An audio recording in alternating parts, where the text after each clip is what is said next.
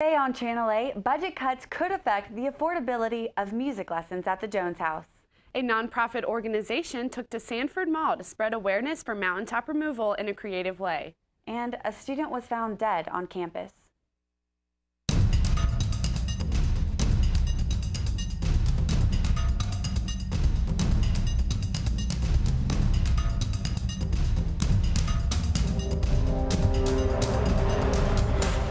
And welcome to Channel A. I'm Amber Marshall. And I'm Caitlin Rail. We hope you tune in weekly for a review of events at ASU. On Wednesday, the university learned of the death of Keegan Garrett. The university offers its condolences to her family and friends during this time of sadness and grief. Students have been appreciative of the way that university officials have handled the situation. The university offers counseling services for students, faculty, and staff in need of support during this time. There is a memorial for Keegan in the Student Union today, along with a book that students can sign. The book will be sent to her family as an expression of our care for their loss. A protest geared at the Watauga County Health Department ensued Tuesday, involving more than 40 ASU students and Boone residents. The closing of Eustace Conway's Primitive Living Educational Camp sparked the protest. Turtle Island Preserve is an experience that takes visitors back to their primitive roots in a natural way. ASU alumnus Eustace Conway had to close down his camp after an inspection by the Watauga County Health Department. Conway was quoted by saying, "I frown on the idea of needing permits to continue living in the traditional ways of my ancestors. Since founding Turtle, I have yet to have a single person outright oppose what I do, until now. Building code, health code, and safety violations were all a factor in Turtle Island's closing." Every Thursday night, the sound of bluegrass music rings from the mountaintops of Appalachian. The Jones House, located on King Street, maintains this traditional sound by offering music lessons, but budget cuts could pose a threat. Nakia Hewitt found out more. The Jones House Community and Cultural Center is known for just that, community. Great art, great galleries, great community events, and now great music. Located in the center of downtown Boone, the Jones House holds music lessons every Thursday night to reflect the heartbeat of high country music. People of all ages are welcome to play. Culture Resource Coordinator Mark Freed enjoys what the lessons bring to the community. I think that it really serves a niche in the community by providing lessons that are affordable, and it's also opens the door to traditional music styles. You know, most people, if you go out and you look for music lessons, you're going to find classical instruction or maybe some jazz instruction, but here we're opening the door to the traditional styles of Southern Appalachian string band music.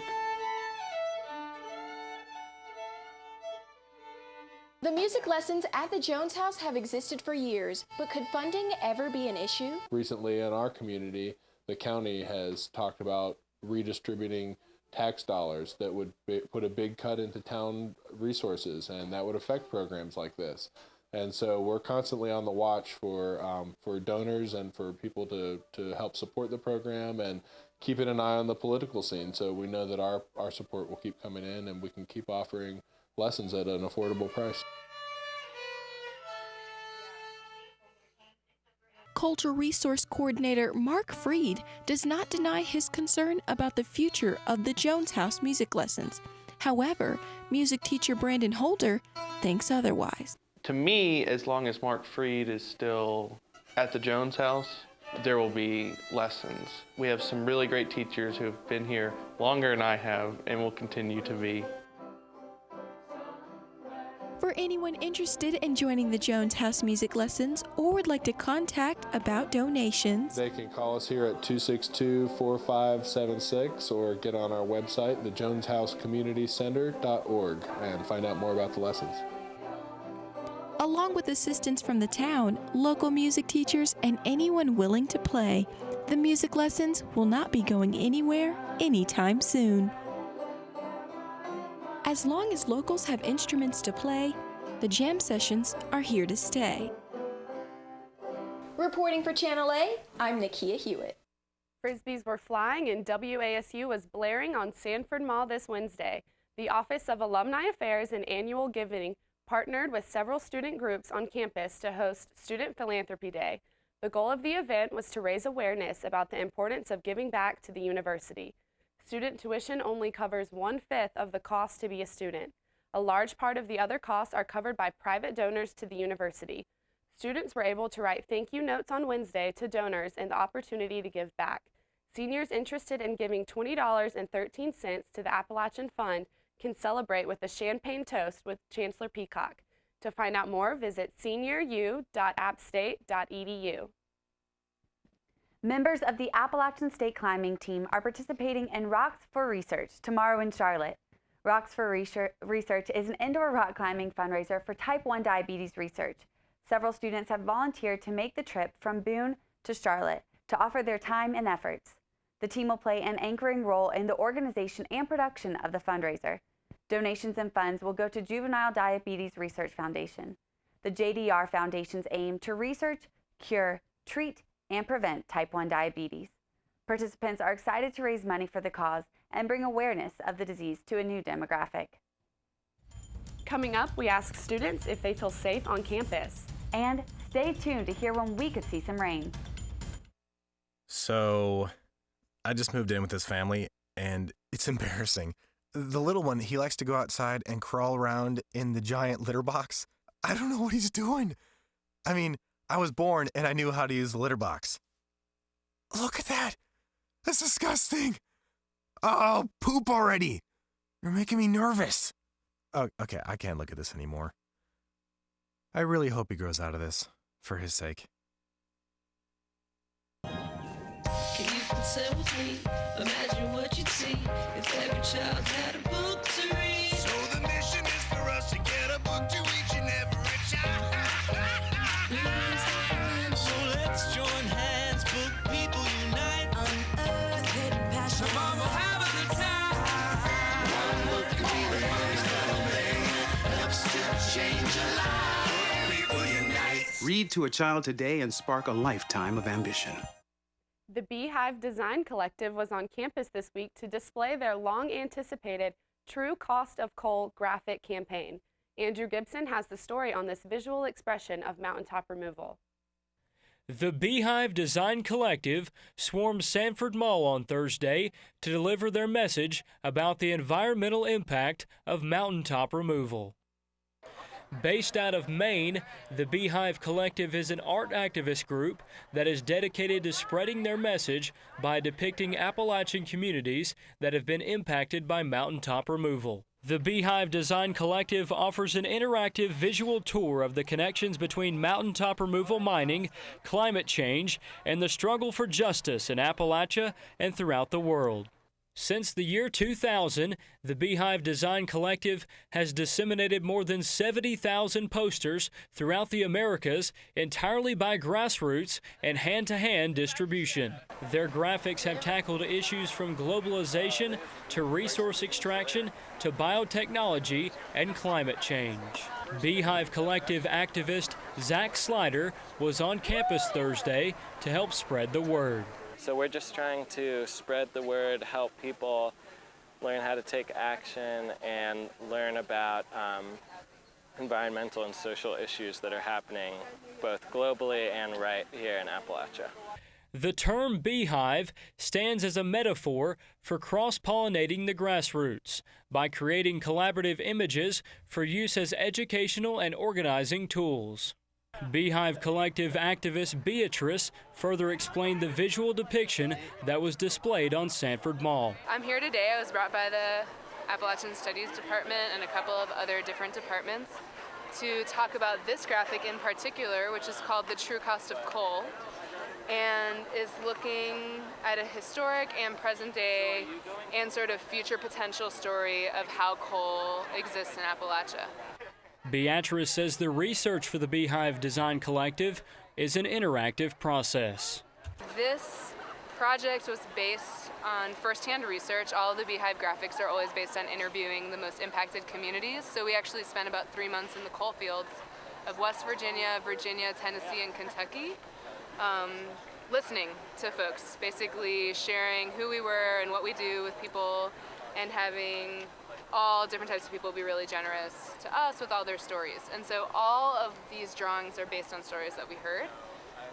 The whole project took about 2.5 years, There's about 10 people involved in it. And yeah, like I said, now we travel around with these graphics and do sort of political education using art and storytelling. For more information or to donate, visit beehivecollective.org. Expect to see some clouds. Emmy? As you can see from the national fronts, we're going to have this high pressure kind of moving west towards Tennessee, and the low pressure is going to move in, bringing a little bit of precipitation, as we can see from the regional forecast map. It's going to get this rut region over here. It's going to move in.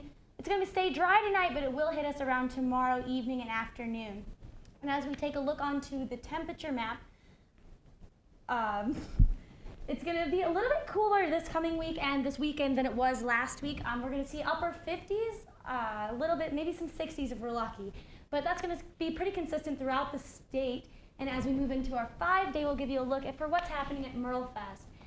As I said, tomorrow afternoon, it's going to be stormy with a high of 59, low of 43, which could be a little bit breezy. They're expecting 10 to 15 miles per hour. And on Sunday, it's going to be similar weather, but just a little bit cooler. So for everyone out at Merlefest, I hope they keep their spirits high. Tonight should be okay, but the rest of the weekend's looking a little rough. Today, as we move back in, currently it's 59 degrees outside, and we're looking at a low of 41 for the evening. So it's a good week to stay inside, as we see Monday, Tuesday, and Wednesday are not going to be that good, but you can get studying for your finals. And back to you, Amber. Thanks, Emmy. After the break, Mason Bilson will tell you about the first-round picks in the NFL Draft.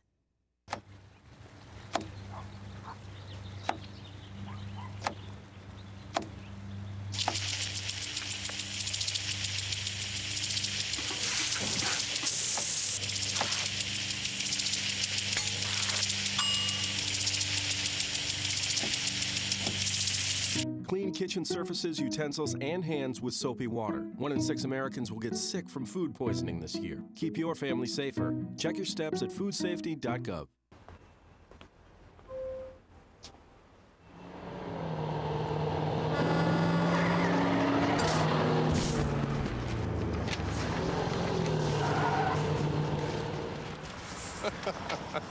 This can't be happening. This can't be happening. Of course it's not happening. Armored car. Listen, having money isn't about luck.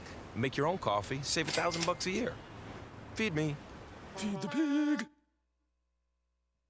The 2013 NFL Draft kicked off Thursday night at the Radio City Music Hall in New York City. Offensive tackle Eric Fisher of Central Michigan was selected as the first pick in the draft by the Kansas City Chiefs. The Buffalo Bills surprised everyone by making E.J. Manuel the first quarterback taken in the 2013 draft. Most experts believed that Geno Smith of West Virginia would be the first quarterback chosen this year, but he remained undrafted in the first round. The Carolina Panthers chose to upgrade their defensive line by selecting defensive tackle Star Lotulelei with the 14th pick of the draft. The first round of the NBA playoffs continued to thrill this week with key injuries and a record-breaking performance. Russell Westbrook of the Oklahoma City Thunder suffered a meniscus tear in his right knee that will require surgery in the next few days. Westbrook suffered the injury, helping the Thunder defeat the Houston Rockets 105-102 Wednesday night, and there is no timetable for his return. Ray Allen set another record-setting performance Thursday night as the Miami Heat defeated the Milwaukee Bucks 104-91. Ray Allen had 23 points with 5 three-pointers to set the record for the most career playoff three-point shots with 322. The Memphis Grizzlies snapped the Los Angeles Clippers' 9-game winning streak Thursday night. Zach Randolph led the Grizzlies to the 94-82 victory by scoring 13 of his 27 points in the first quarter and grabbing 11 rebounds in the game. In soccer, the UEFA Champions League semifinal match featured 2 German teams dominating 2 of Spain's legendary clubs. Robert Lewandowski scored 4 goals to fire Borussia Dortmund ahead of Real Madrid 4-1. Cristiano Ronaldo tied the game 1 apiece just before halftime, but a second-half hat-trick by Lewandowski proved too much for Los Blancos to handle. Madrid's Spanish rivals Barcelona fared no better against their German opponent, Bayern Munich, losing 4-0. Munich dominated the game, owning possession with creative passing and stifling defense. The next round of Champions League matches are scheduled for Tuesday and Wednesday at 2:45. What are y'all planning on doing for the match? Gonna go out to the bar, grab a beer? I haven't planned on watching the match yet, but you made it sound completely intriguing. So I'm gonna have to go. That's for sure. I'll have you to watch sounded the so games. cultural though when you were talking about it. So. I mean, everybody loves soccer, regardless of where you're from. And I know that a lot of people are excited too about the NFL draft, and now finally they've been going through withdrawals since the Super Bowl. So. Another round tonight. We'll see what happens. I got one more round tonight, and I believe one more tomorrow. Definitely have to check that out later this weekend. Definitely. Well, national events and frequent campus alerts have caused rising concerns in safety. After the break, Matt McClellan tells you if students currently feel safe here at ASU. Takeout meals for just $12.99. Call it.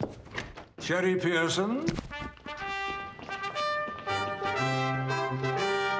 You are the sole surviving heir of the King of Montonopolis, and you are now worth $45 million. I'm rich.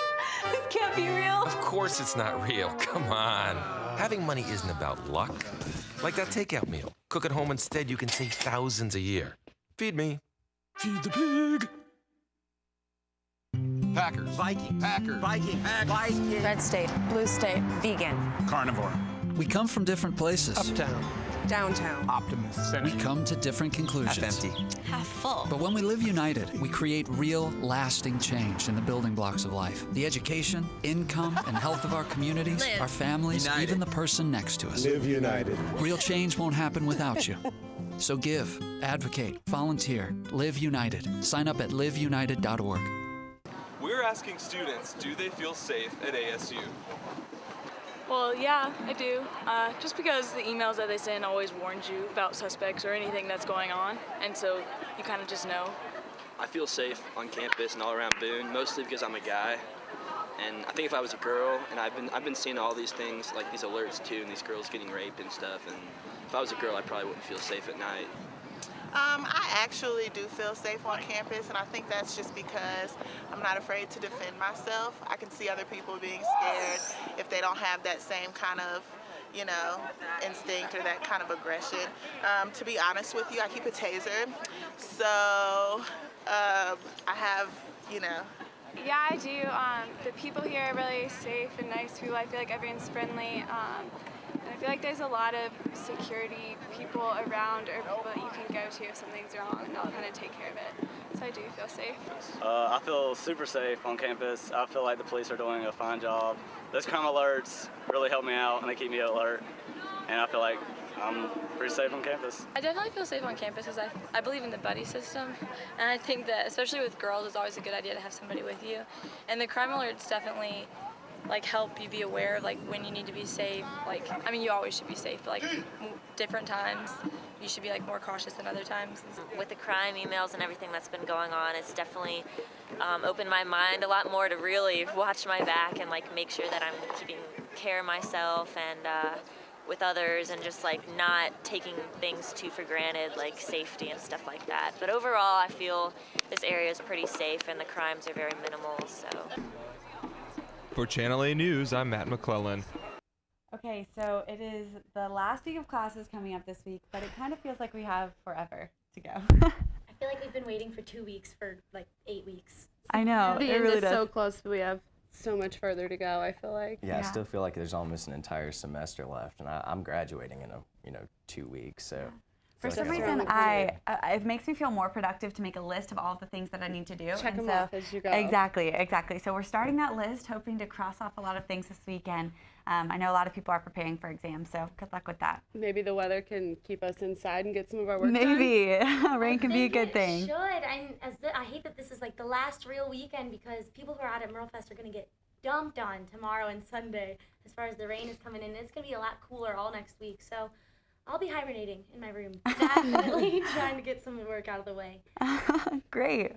Well, thank you so much for tuning into Channel A, and we hope you have a wonderful weekend. Stay inside, and we'll see you next week.